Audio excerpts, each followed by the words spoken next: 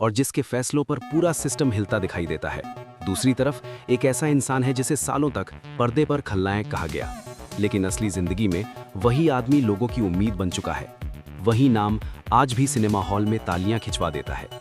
सवाल किसी की ताकत का नहीं है, सवाल इस बात का है कि कहानी कौन लिख रहा है और किसके लिए लिख रहा है। सनी देओल हमेशा से अलग रहे हैं। उन्होंने कभी भी खुद को सिर्फ ग्लैमर तक सीमित नहीं रखा। उनकी फिल्मों में चमक से ज्यादा जमीन की खुशबू रही है। उनके किरदार ऐसे रहे हैं जो सिस्टम से लड़ते हैं, लेकिन सिस्टम बनने की कोशिश नहीं करते। यही वजह है कि जब सनी देओल कोई फिल्म करते हैं तो लोग सिर्फ एक रिलीज नहीं देखते, लोग एक सोच देखते हैं।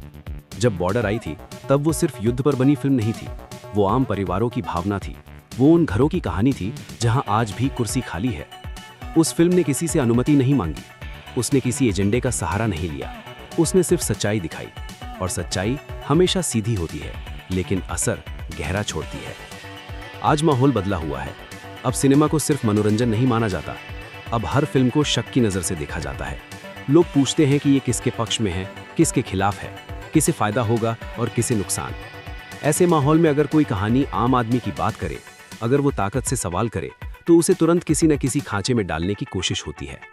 यहीं पर बात सनी देओल पर आकर रुकती है। लोग पूछने लगते हैं कि वो आखिर किस तरफ हैं। क्या वो सिर्फ एक कलाकार हैं या वो किसी बड़ी सोच का हिस्सा बन रहे हैं? लेकिन सनी देओल ने कभी खुद इस सवाल का जवाब नहीं दिया, क्योंकि उनकी फिल्में ही उनका जवाब रही हैं। उन्होंने कभी भाषण नहीं दिए, उन्होंने कभी बयानबाजी नहीं की। उन्होंने सिर्फ किरदार निभाए और उन किरदारों के जरिए लोगों को सोचने पर मजबूर किया। जब सिनेमा जनता से सीधे बात करता है तब सत्ता को डर लगता है। डर इस बात का नहीं कि फिल्म क्या दिखाएगी, डर इस बात का होता है कि लोग क्या समझेंगे। क्योंकि एक बार अगर लोग समझने लगे, सवाल करने लगे, तो फिर कहानी किसी एक के हाथ में नहीं रहती। राजनीति में छवि सबसे बड़ी ताकत होती है। हर नेता चाहता है कि उसकी छवि नियंत्रित रहे, साफ रहे, तय की हुई रहे। लेकिन सिनेमा छवि नहीं बनाता, सिनेमा आईना दिखाता है, और आईना वही दिखाता है जो सामने होता है, न कम न ज्यादा। यही वजह है कि जब कोई फिल्म आम आदमी की पीड़ा, उसकी हिम्मत और उसकी सच्चाई दिखाने की कोशिश करती है तो उसे विवादों में घसीट लिया जाता है। सनी देओल की फिल्मों में कभी भी किसी एक व्यक्ति को निशाना नहीं बनाया गया। वहाँ सिस्टम होता है, हालात होते हैं और इंसान होता है। वो इंसान कभी किसान होता है, कभी फौजी, कभी पिता, कभी बेटा।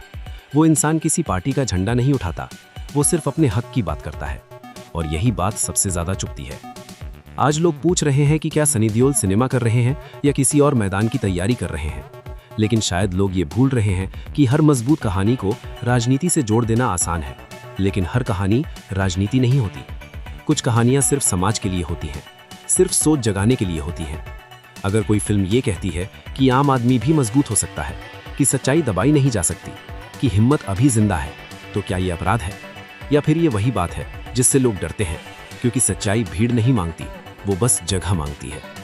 सनी देओल ने जब भी कैमरे के सामने खड़े होकर आवाज उठाई है, वो आवाज किसी कुर्सी के लिए नहीं थी, वो आवाज उस आदमी के लिए थी जो रोज सिस्टम से टकराता है और फिर भी हार नहीं मानता।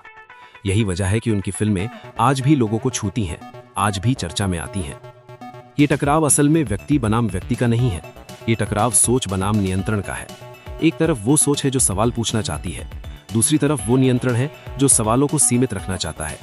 और जब भी ये दोनों आमने सामने आते हैं, सिनेमा बीच में खड़ा दिखाई देता है। ये फिल्म किसी के खिलाफ नहीं है, ये फिल्म किसी के समर्थन में नहीं है। ये फिल्म उन लोगों के लिए है जो खुद को इस कहानी में ढूंढते हैं, जो मानते हैं कि सिनेमा सिर्फ पर्दे तक सीमित नहीं होना चाहिए, उसे दिल तक पहुंचना चाहिए। और अंत में सवाल फिर वही रह जाता है, कहानी किसकी सुनी जाएगी? वो कहानी जो ताकत से लिखी गई है या वो कहानी जो सच्चाई से निकली है? क्योंकि ताकत वक्त के साथ बदल जाती है, लेकिन सच्ची कहानी हमेशा जिंदा रहती है। अगर आपको लगता है कि ऐसी कहानियां जरूरी हैं, अगर आपको लगता है कि सिनेमा को बोलने का हक है, तो इस वीडियो को लाइक करें, अपनी राय कमेंट में लिखें और चैनल को सब्सक्राइब करें, ताकि ऐसी हर साफ और दमदार कहानी आप तक सबसे पहले पहुंचती रहे।